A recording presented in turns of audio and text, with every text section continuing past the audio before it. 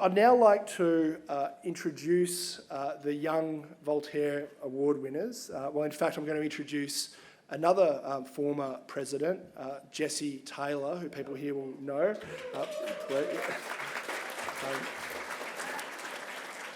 Who will introduce the young Voltaire Award winners, Sitarah Mohammadi and Sajjad Askary. Jessie is a force of nature. Jessie kept us going for 3 incredibly tough years as president. She always goes above and beyond, and she's an incredible friend and colleague, and I'm so grateful to still have her input, and she's been vital in relation to this evening as well. So please welcome Jessie to introduce the young Voltaire winners.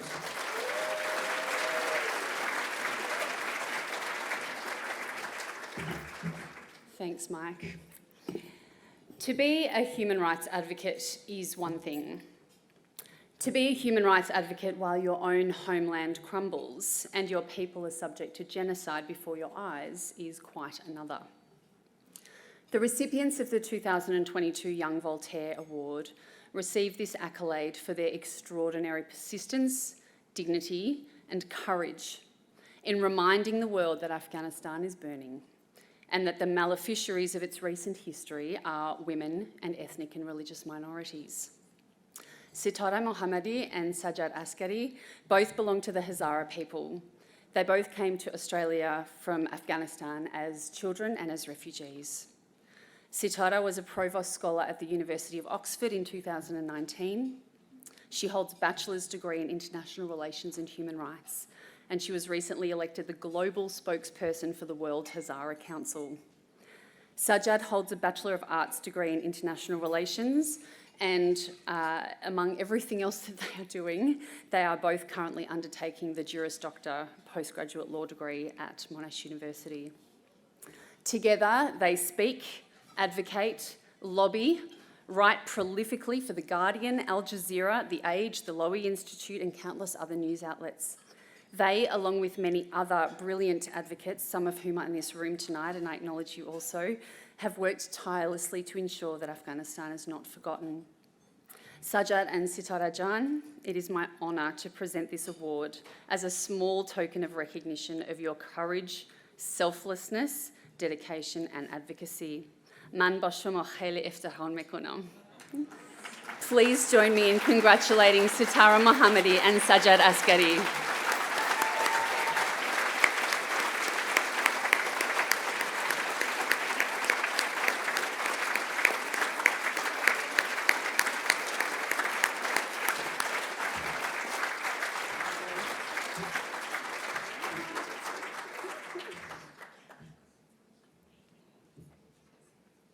I think Sajjad's going to go first. Sure. Go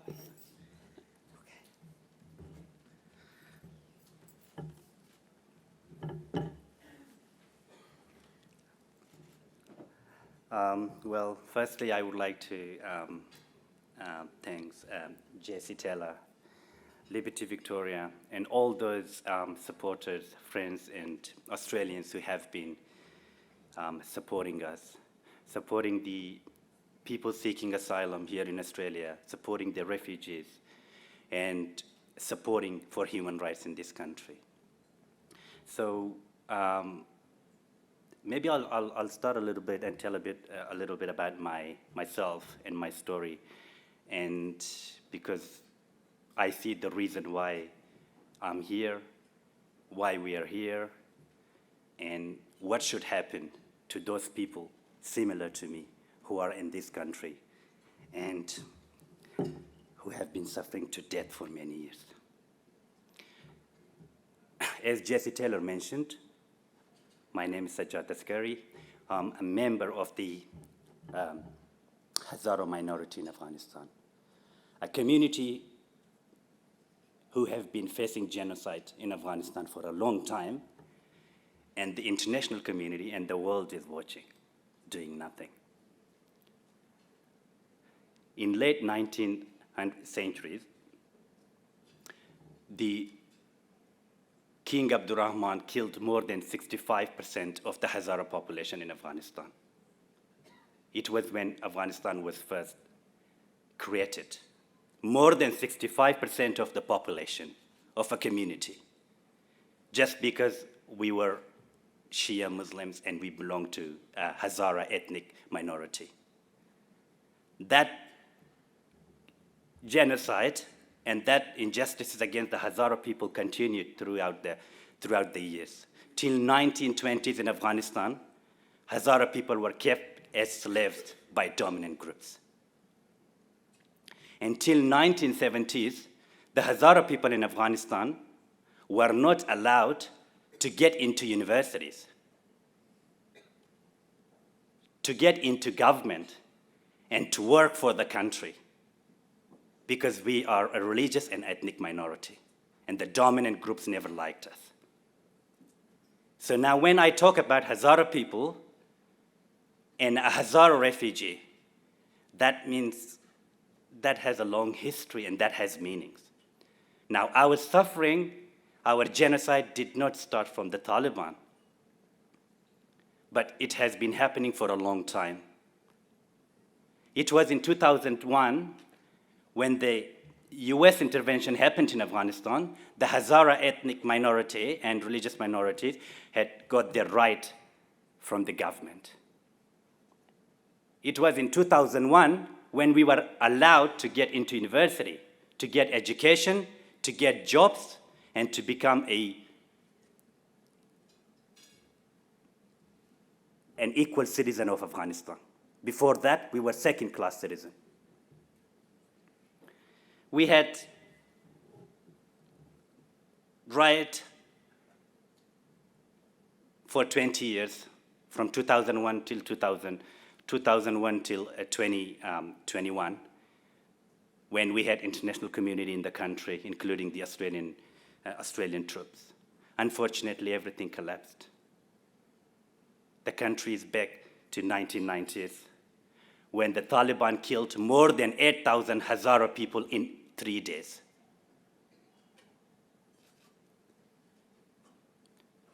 And the genocide of the ethnic minorities is still happening under the Taliban rule.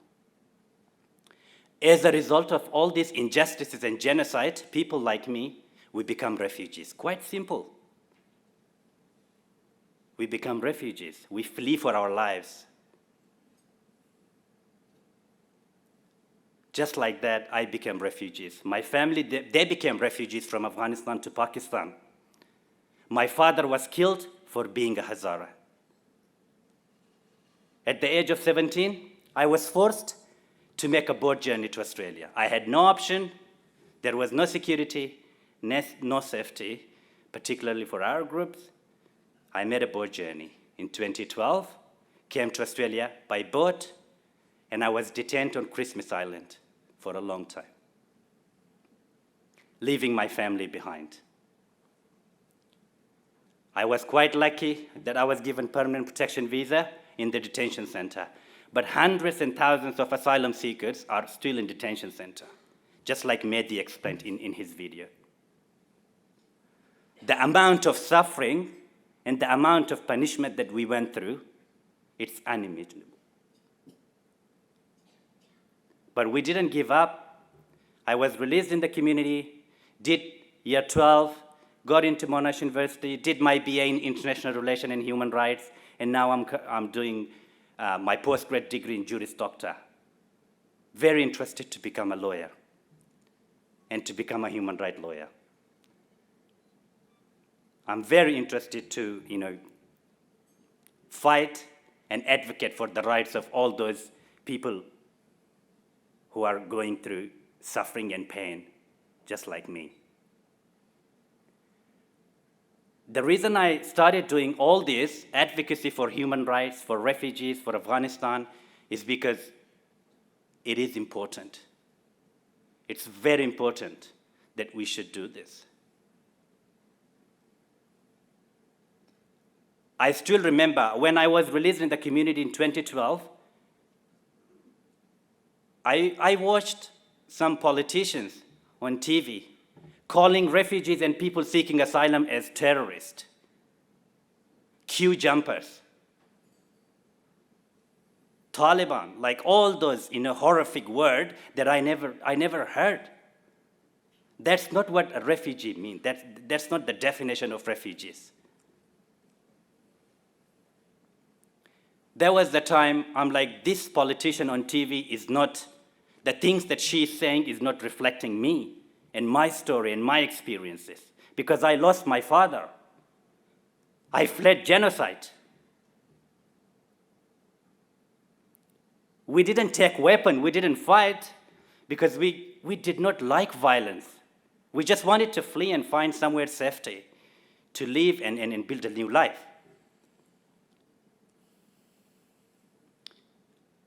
And I have been successful in my work, and I'm very grateful that today, we have a big crowd of Australians here. It gives me hope. It gives me, that feelings that there are people who care about human rights, about justice, about fairness in this country. I have been writing a lot on The Guardian about refugees and all this issue, because this is very important.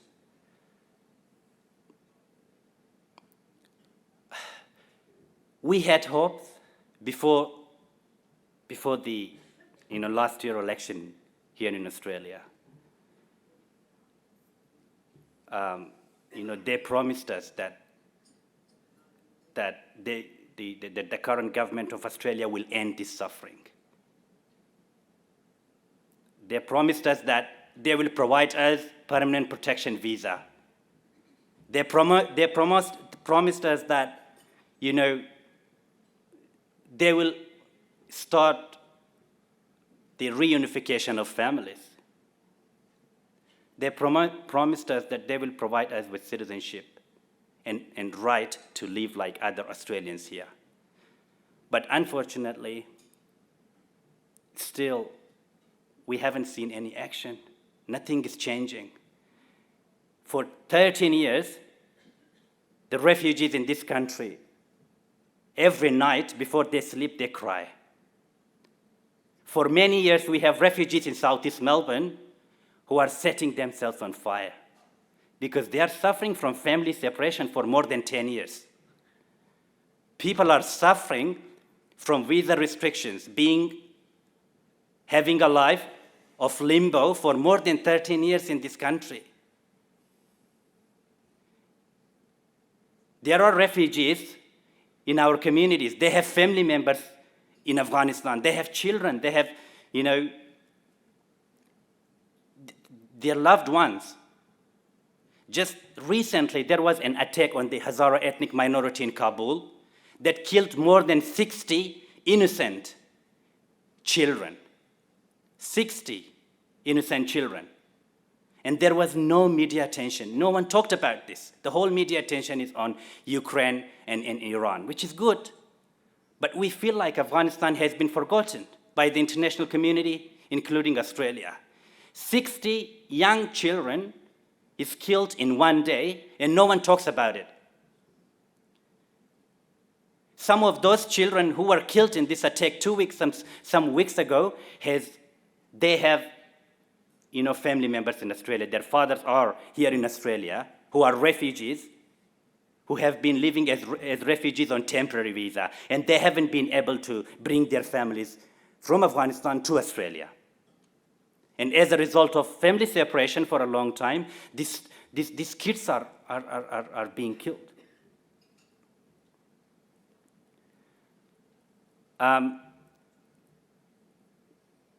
My brother is sitting there, my family is sitting there. We have the rhetoric that we have in this country about refugees doesn't reflect us. We have story. The refugees, people seeking asylum, that they are living in this community, they are human, they have right, they should have right. They are a quite successful community who are trying their best to make a new life, to build their community, and to contribute in this country. My brother is sitting there he has been on temporary visa for more than 12 years. some of you might know what does that mean, living on temporary visa, the pain and the suffering that you have to go through. But my brother is running a successful transport business, employing many other Australians in refugee communities. If you visit Southeast Melbourne, please do visit the Hazara refugee communities there, the businesses, the things that we are doing. I had 5 minutes. I think I went over 5 minutes, but I'll pass on the mic to Sitarah to sort of share a little bit. But lastly, once again, thank you, Jessie Taylor, thank you, Liberty Victoria, and thank you everyone for supporting us. Please continue your support. Please be with us and help us, fight for human rights of all. Thank you.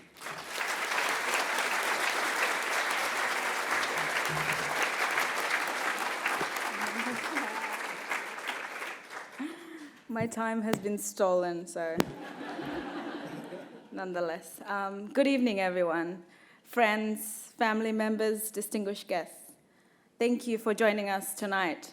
Thank you, Liberty Victoria, Jessie, Michael, for getting us all here tonight to celebrate this humble recognition.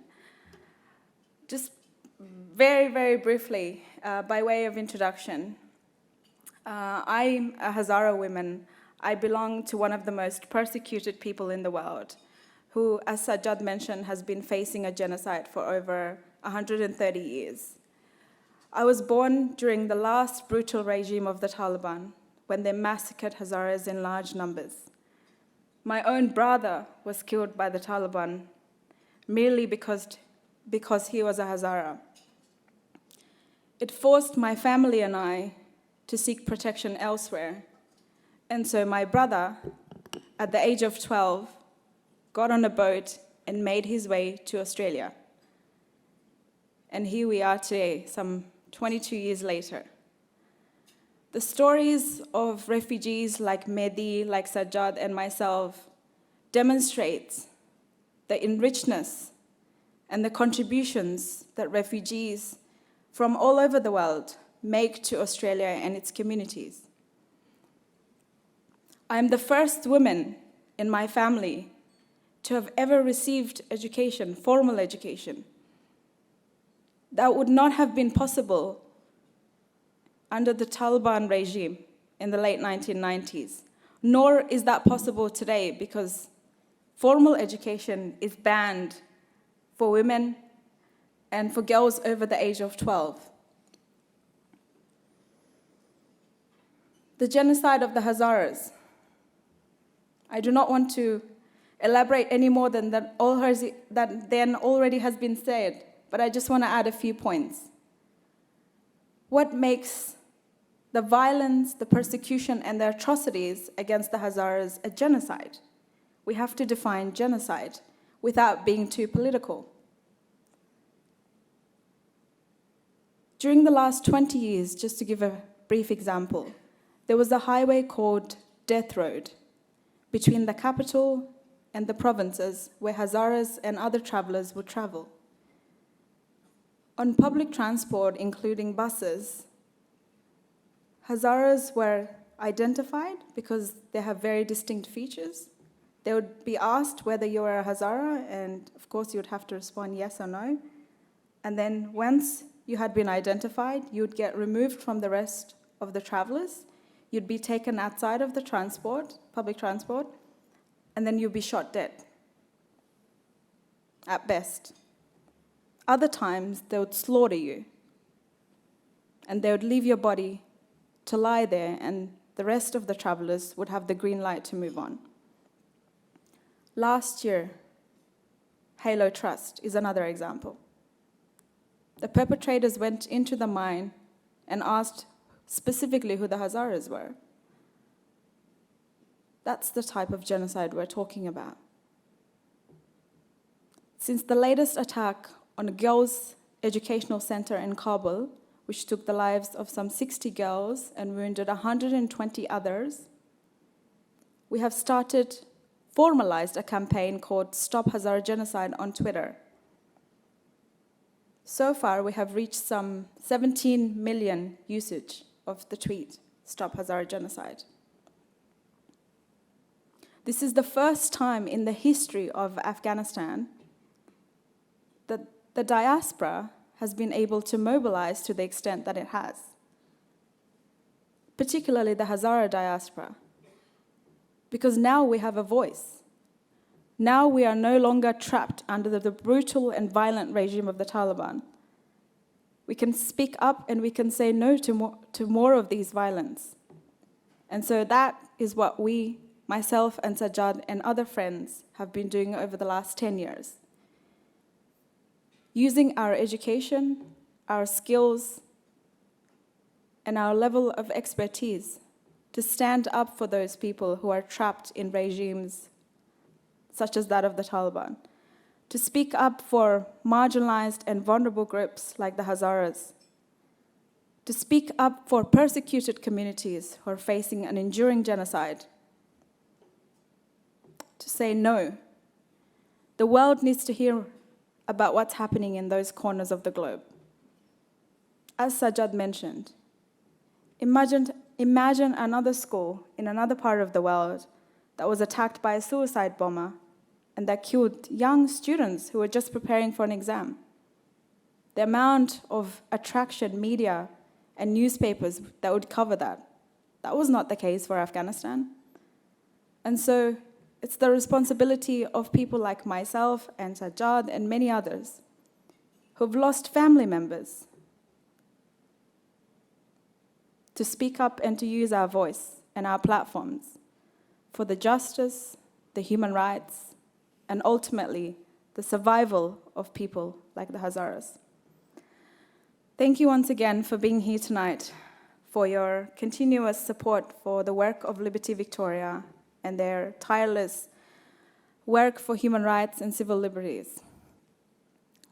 If anyone is interested to support the work of myself and Sajjad moving forward, please feel free to reach out to colleagues at Liberty Victoria or approach us tonight, and we'd be happy to have a chat after the formal proceedings of the evening tonight.